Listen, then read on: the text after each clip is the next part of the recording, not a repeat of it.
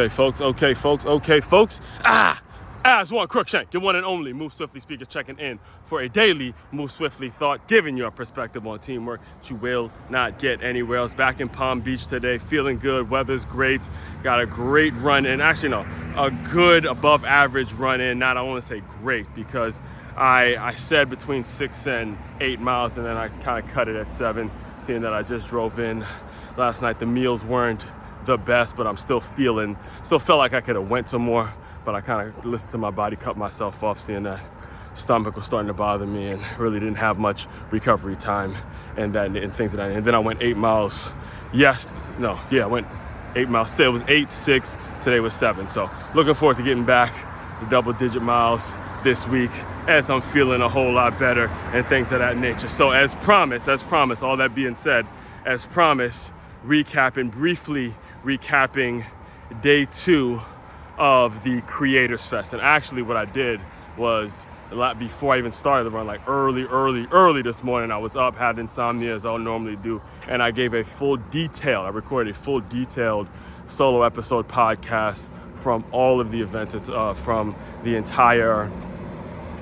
entire Creator Fest, which should be coming out probably in a few weeks. It's went for about 49 minutes. I didn't check the time, but it was like a 49-minute plus episode detailing every single step of the way from the Thursday night where I got there to just last night when I drove back into Palm Beach. And it was and now I'm thinking about it, it was a truly a great experience. And I'm truly happy that I went, because of the understanding and the takeaway and kind of the revitalization and the reinforcement, I should say, of building around what your audience wants and building a heartfelt line of communication with your audience. And it's all about making sure they know that you are you're being as authentic as you can be, and you're giving them all you got every single day, regardless of what they may like about you, what they may love about you, what they may hate about you, what they may hate or love about the circumstance.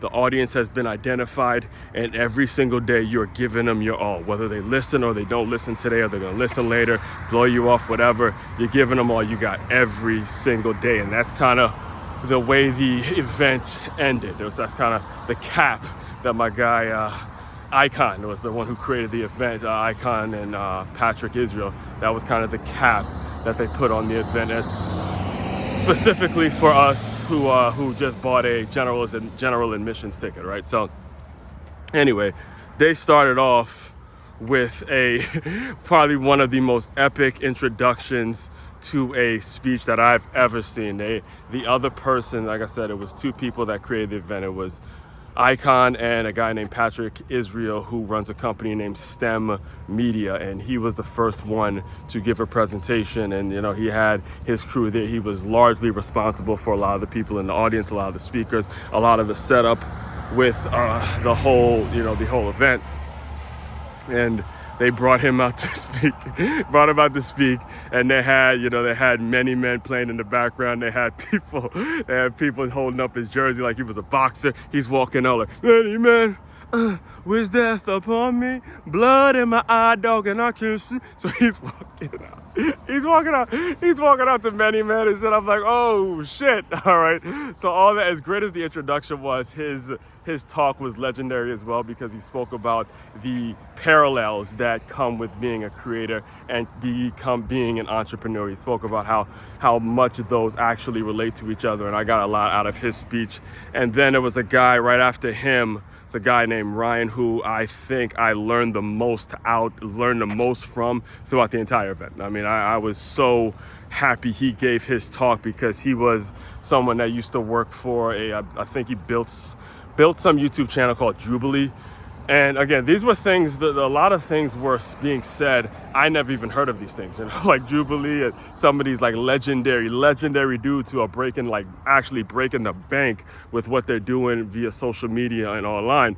And a lot of these dudes I never heard of. So, he was on there and he was talking about how he actually branched off from Jubilee, and now how he helps companies utilize YouTube to create income for their businesses. And, I was all ears, I have a whole well, I wasn't writing them, but I have a whole screenshot full of notes where I plan on transferring it into some of my notes about what YouTube can actually do, and I look forward to potentially collaborating with him in the future. Hopefully I can get him on the show.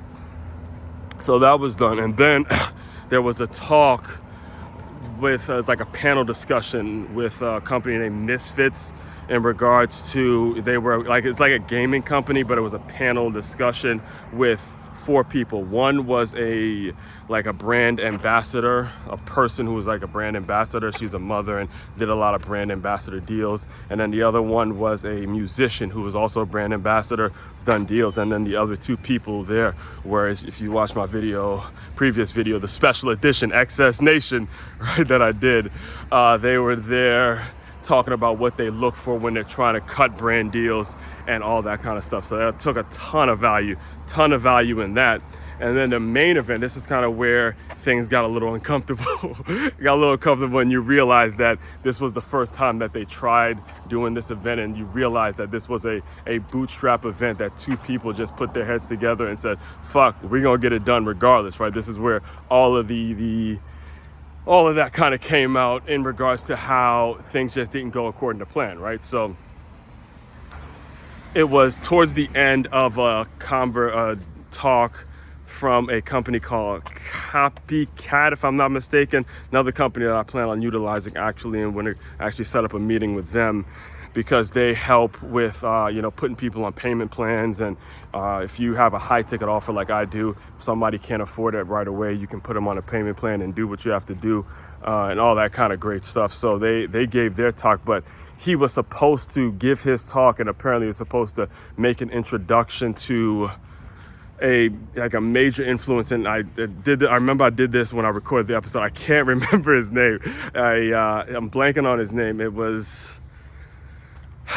Ty something, if I'm not mistaken, and that's the sad part, is I can't remember his name because he's such a big deal. Apparently he was like the featured speaker, and I had listened to some of his videos before, but his name, I'm always blanking on his name. I did it in the episode too, and it came back to me during the episode, so it might come back to me now. But anyway, he was Ty Lopez. Yep, there it is. That's it. Ty Lopez. That's it. Ty Lopez was the one, I guess, who was supposed to be like the main attraction. And as they were getting him set up, they had mentioned to us, okay, he couldn't be here in person, but they're going to try to do it via Zoom or whatever. So they had the previous guy kind of stalling, and, they had Icon kind of stalling the crowd to get the setup going and all that. And again, I appreciated their honesty and their transparency when it comes to just letting us know what's going on, that he couldn't be here in person, but he's going to try to be here via Zoom, or he's going to be here via Zoom and all that kind of stuff. So all that being said, they finally get the cameras working and all the technology stuff set up, and we see Ty Lopez on the screen.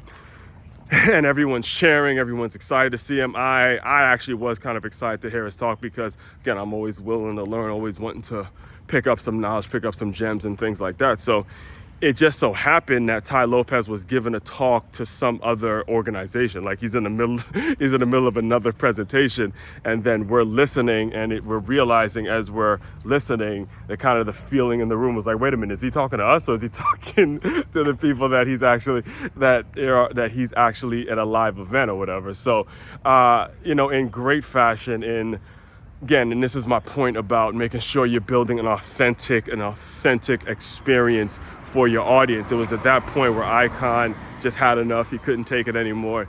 He stopped everything, and he just had a heartfelt conversation with us. And he said, look, I pride myself on making sure that the people I say is going to be here, and they're going to do it, the way I saw it was, and I wasn't liking the way it's done. And he gave us an honest question. He just said, hey, look, do you guys want me to keep going, or do you guys want me to cut this thing off? And I would have liked it to keep going, but again, these were the people that were part of the event, and they had known him for years at that point, and they said, no, cut it off. And then that just kind of capped off the event for us general admissions folks. And after that, I got a lot of my podcast. I was like beyond motivated. I was pumped up. So right after that, I grab some lunch, get some of my podcasts loaded. I recorded the XS Nation video and all that kind of stuff, and then headed back to Palm Beach. So that was it. That was kind of the briefing of the day 2. And like I said, there's a longer detailed episode coming out on it. I'm going to be writing an article about it today as well. And the main thing of all that you got to take away from all of this is, no matter what, like I said at the beginning of today's Move Swiftly thought, make sure you're building a very authentic line of communication with your audience. And when you have that audience, when you have those people identified, give them all you got.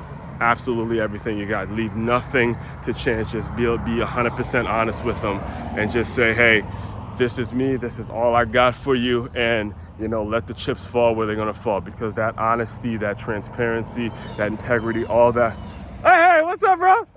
all that stuff is gonna be appreciated, and it's gonna be communicated off camera. And when you meet people, just like I actually just met the guy just now, he's one of my partners when I do run clubs, so when I run out with him on Wednesday. So all that being said, main website to check out to dive deeper into all my work, it's makeyourmove.com. That's makeyourmove.com. One-stop shop for all your teamwork and your self-development needs. Aswand, Cruickshank, your one and only Move Swiftly speaker. Check it out. You guys continue to move swiftly. We will talk more soon.